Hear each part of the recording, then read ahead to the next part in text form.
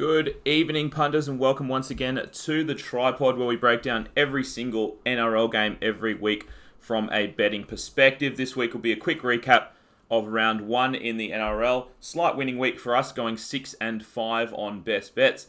And let's just jump straight into it, Jacob, with the game that we just saw. It was the Tigers beating the Dragons 24-14. I thought that game could have gone either way in the end, but I really do think that the Tigers deserve to win in the end. The Dragons butchered a bunch of opportunities, and in the end, I know I said to you last week that Hunt and Norman, I didn't think that they were that good of a halves pairing. Ben Hunt was okay in this one. I thought that Corey Norman was pretty much a passenger. You were watching that game and he didn't influence it at all. I thought that Tyson Frizzell was the Dragons' best by far on the field, but Benji Marshall, I mean, he has turned back the clock here once again. He's getting older every year and you'd think he'd have to decline at some point, but he was the best on field for me, but well-deserved win for the Tigers. Yeah, the Dragons only have themselves to blame in that one. The chances they blew was ridiculous early on. After getting a fortuitous penalty try early, I mean, how they didn't make that lead 12-0. They led the Tigers back in the game, and then late they held on by a thread when they were under siege and they were just trailing by 4. One more Tigers score ends the game. But the Dragons had two more certain try chances after that and dropped them both. And as you say, I think the Chickens are coming home to roost. What we said before the season, that one of your best attacking players has to be a fullback. Lomax is probably the least threatening attacking fullback in the comp. He had a shocker. And on the point about the halves, I totally agree. Like, Benji Marshall scares you every touch he has. And Hunt and Norman just didn't threaten. So, as I say, Dragons will be kicking themselves. They let that one slip. Yep, and we didn't have a best bet on that one, but I lost another $200 to you, Jacob, which brings the tally for me. I am down $400 for the week, so not a good start. Let's backtrack to Thursday night, where we had the Eels beating the Dogs 8-2. A lot of people kind of whinge about that game, that it was the first game of the season. Everyone's all hyped up, and it was such a low-scoring affair. I mean, that one was 2-2 for the longest time. But just a nice, gritty win by the Eels. And look, sometimes you have to win these games ugly when you're not playing your best footy. And especially early on in the season, you do have some early season rust. I thought both teams pretty impressive defensively. Not many chances from both teams. It wasn't like they were marching up the field. So I really have to give credit to the Bulldogs here. I thought that there is a chance that they would just fold, not necessarily for the whole season, but early on in the season. And what I saw from them, they did show some heart. The only problem with the Bulldogs, and this has been a worry for them, look, the fifth tackle options were not great in this one. And I think moving forward, I know that the Dogs, are always kind of an under team. And I think they probably will be again this year. Just solid defense and just lack of imagination and bad fifth tackle options.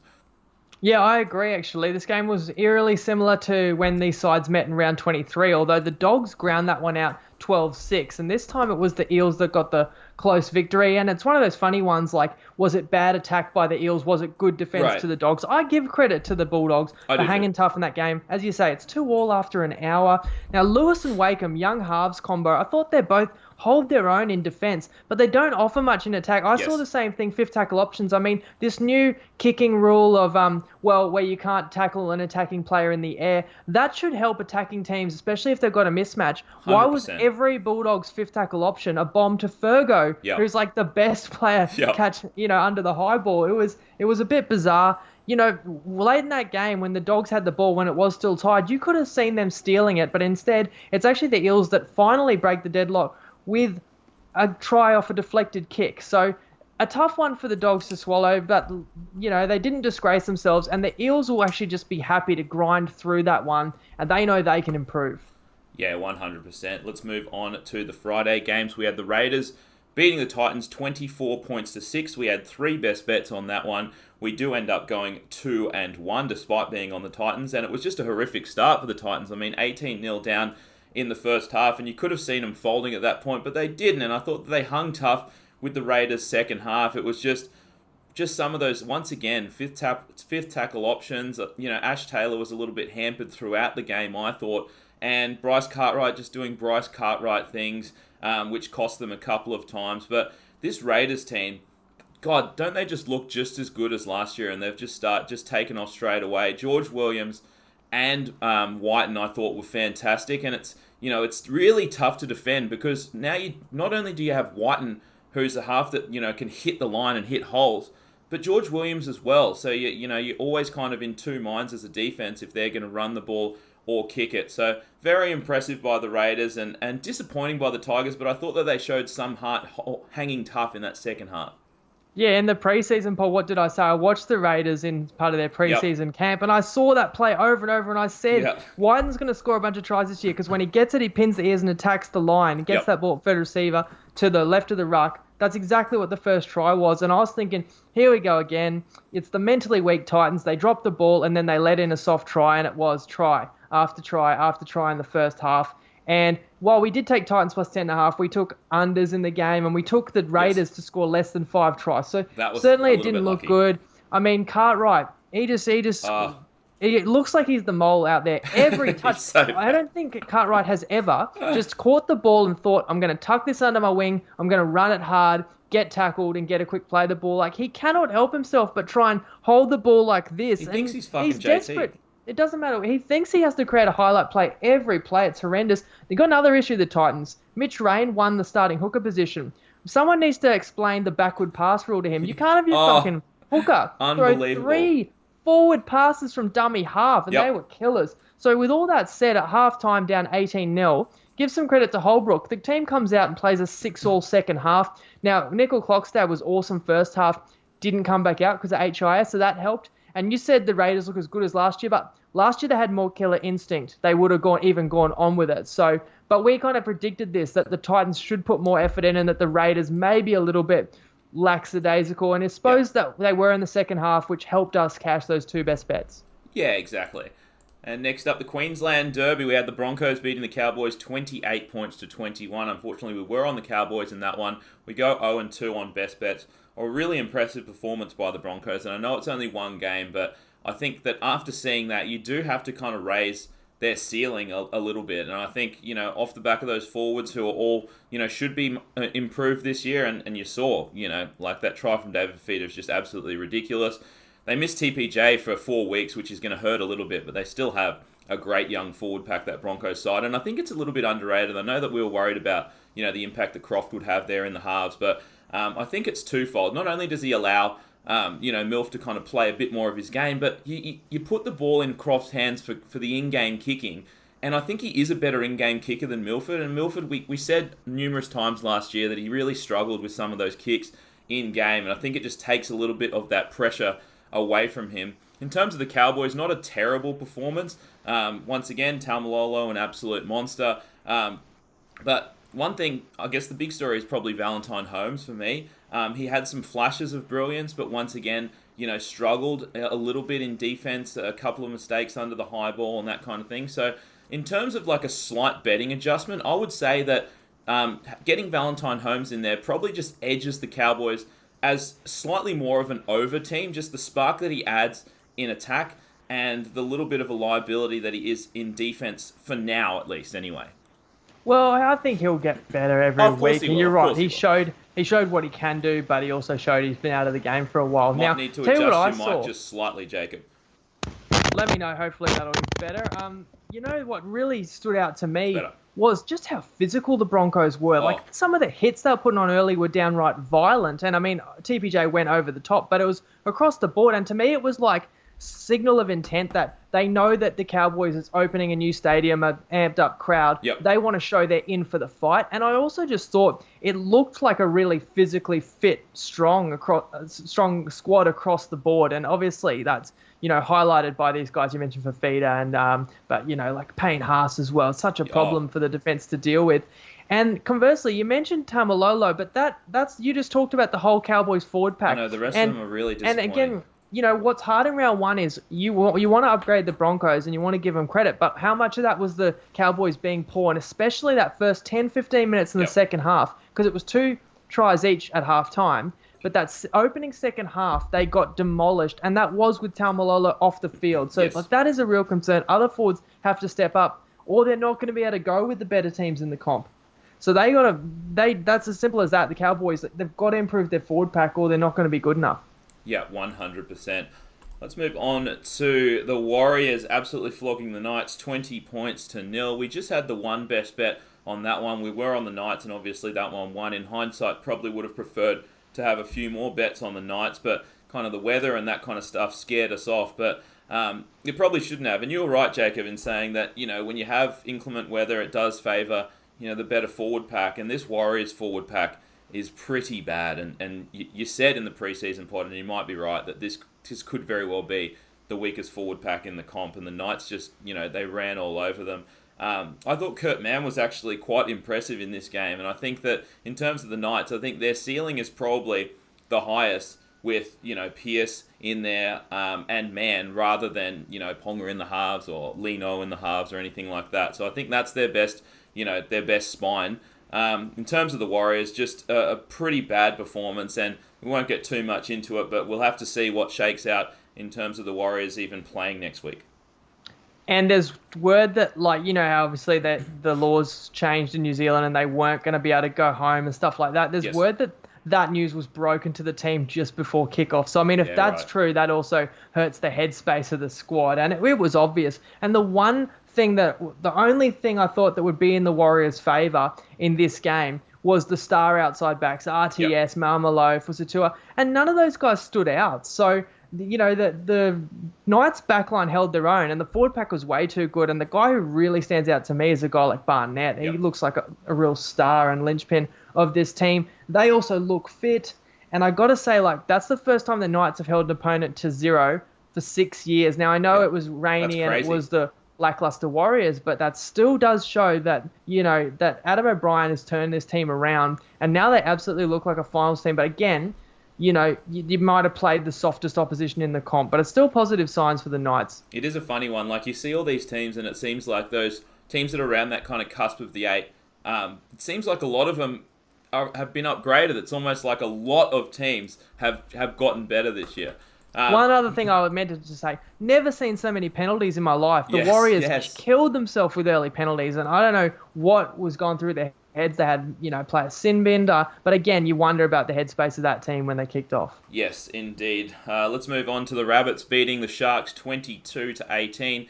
Didn't have any best bets on this one, but we had our own bet, Jacob, and it's another one that I lose by half a point. I was on the Rabbits. Unfortunately, they do not cover. They probably should have, to be honest. It's a weird one. You can kind of argue that the Rabbits should have covered. They built up that big lead, and the Sharks were storming home late and honestly had multiple chances to win it, multiple butchered tries by the Sharks. But look, I'm not downgrading either of these teams. I thought they both put in a pretty solid performance. One thing that I would mention from a betting perspective, we saw Latrell get pulled after 55 minutes. Bennett said that is going to be the case moving forward until he gets his match fitness up.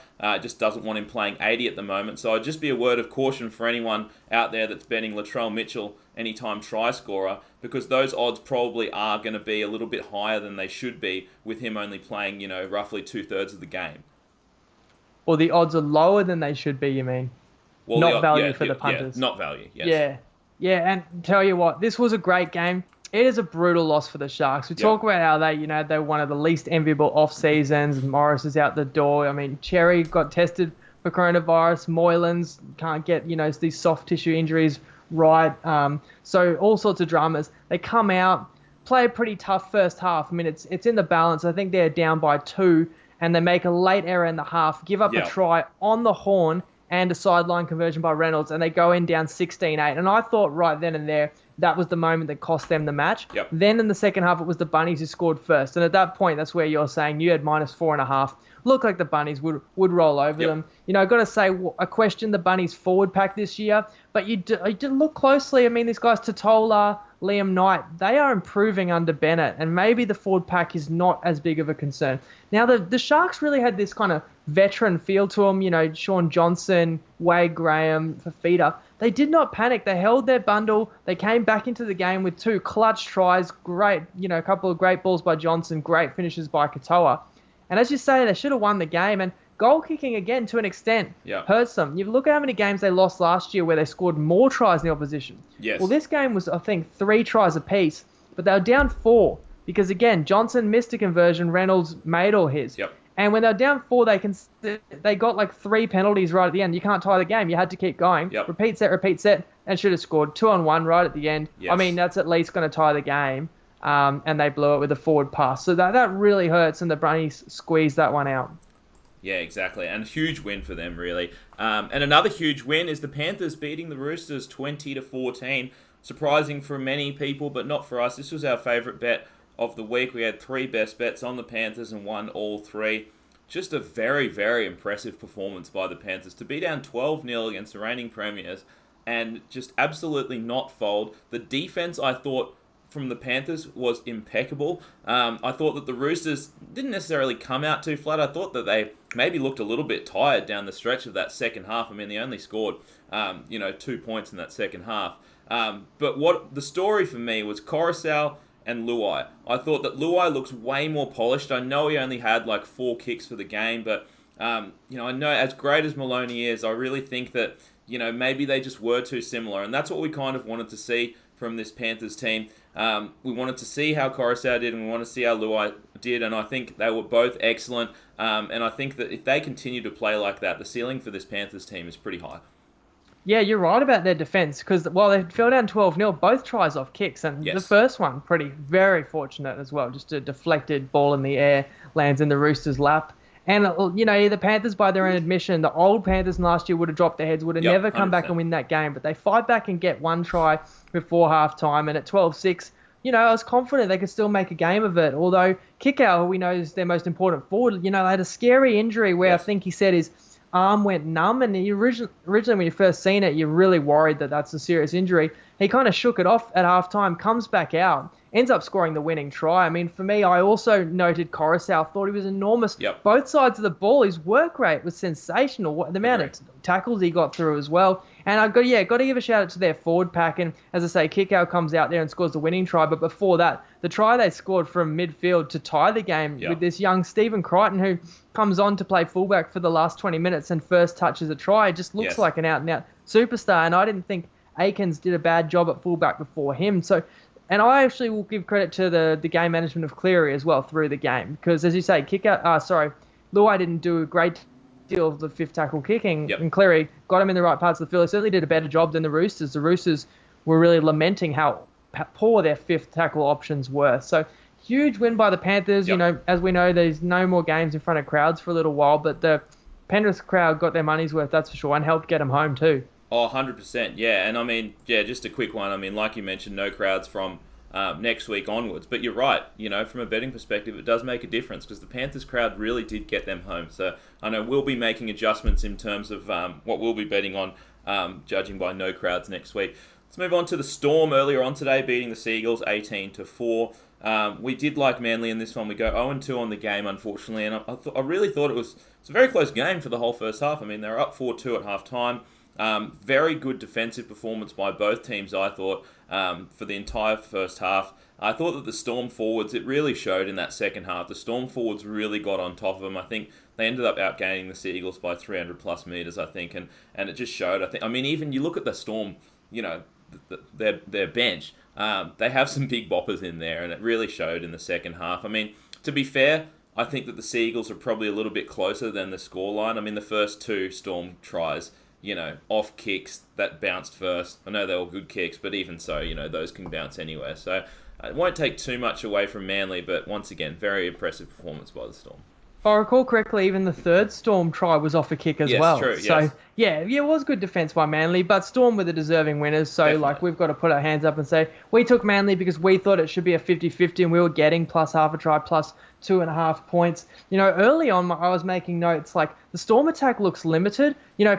Little Puppy still doesn't have a pass in his game. Yes, he doesn't, does he? Seve, they're not passers, they're runners of the ball. And even Jerome Hughes is not a natural 7. So there's a lot of pressure kind of falls on Smith and Munster, and I thought that limited them. And then they end up scoring 3 tries off kicks. And what did I say in the preview pod? How many times they're going to kick to Vunivalu versus Tafua? Yeah. And mind you, I thought he'd be skying over him, but he got in behind him for 2 different tries off kicks.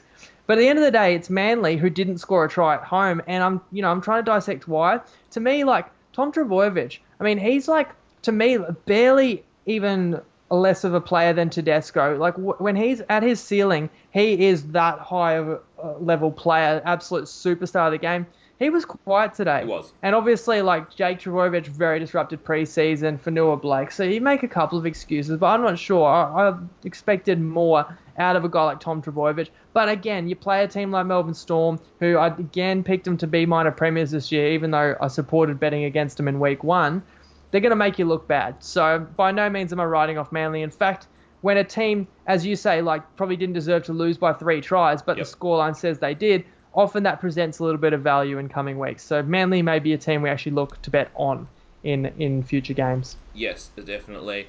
That'll do it, guys. Thanks once again for tuning in. We will be back next week, and thank God that there is NRL on to punt on, because otherwise we would be stretched pretty thin. So we'll be back 7 p.m. Daylight Savings Time on Wednesday to break down round 2. And that'll pretty much do it, guys. Thanks again for tuning in, and we will catch you on Wednesday for hopefully another winning round. See you then. Lego.